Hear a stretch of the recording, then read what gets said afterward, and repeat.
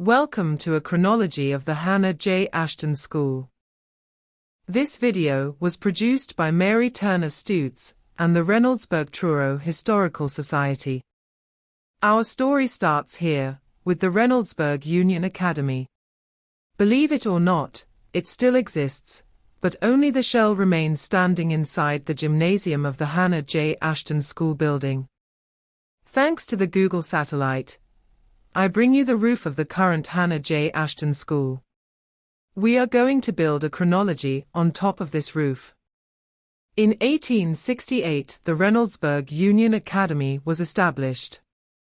The first graduating class was in 1871. All 12 grades were taught at this school. There were no kindergarten classes in those days, because kindergarten didn't begin in Reynoldsburg until the 1950s. Dr. Darlington J. Snyder was the first superintendent, and he also taught some classes that equated to today's college-level material, so that students could graduate with a teaching certificate if they elected to take those courses.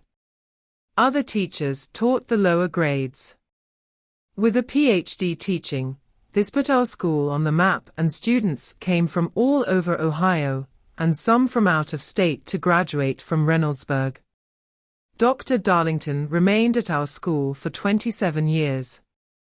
By 1920, the school was no longer called the Reynoldsburg Union Academy. It was the Reynoldsburg School, and the upperclassmen were referred to as high school. In 1920, Hannah J. Ashton graduated from Reynoldsburg High School. In 1925, classrooms were added to 3 sides of the building, and a 3rd story was added to the top. Carved above the new front entrance were the words, "Knowledge is power." By 1928, Hannah J. Ashton had received a degree from Ohio State University, then taught for several years at Scotia, a Presbyterian boarding school in North Carolina. She applied, and was hired at Reynoldsburg starting in the fall of 1928, for the 1929 school year, and she remained for the next 34 years.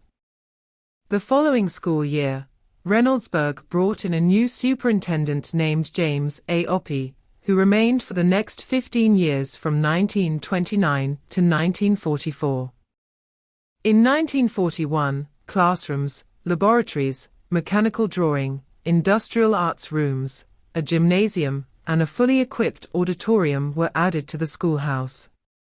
The school board also rescinded its action taken in 1933 not to hire married women.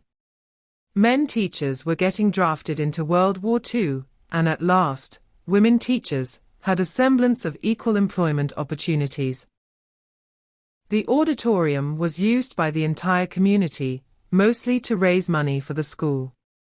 From 1951 to 1961, the minstrel shows were an annual event that the Lions Club initiated as a fundraiser for the PTA, and they ran strong for 10 years under the direction of Jane Spencer. During the 1960s, old movies were shown in the auditorium in 20-minute segments during lunch. It took 5 days to see the whole film. Your ticket cost $0.25, and they punched it every day as you went in. On the weekends, it was open to the public, $0.25 per show. Children could ride their bikes to the school and watch the movies. In 1944, Hannah J. Ashton was elevated to principal, and shifted to other administrative positions in 1960 and 1961. She retired in 1962, after 34 years of service. In 1952 or 1953, 1-story elementary classrooms were added on the east side of the building. During 1955, a locker room addition was built, along with an art room and some standard classrooms. In 1965, classrooms, a chorus and band music room, along with a cafeteria, were added to the south side of the building. On November 14, 1982, the former high school, now a middle school, was named in her honor, the Hannah J. Ashton School.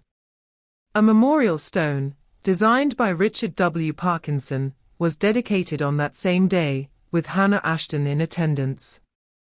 In 1999, a two-story addition was added to the front side of the school. On August 14, 2000, just 3 months shy of her 99th birthday, Hannah J. Ashton passed away, and is buried in the Silent Home Cemetery next to the school named in her honor. I hope you enjoyed the chronology. On this page is a collage of photos that reflects the school building clockwise through time from 1868 to 2020. Do you have any questions? If so, you can reach us at any of the following sources. Thank you for watching.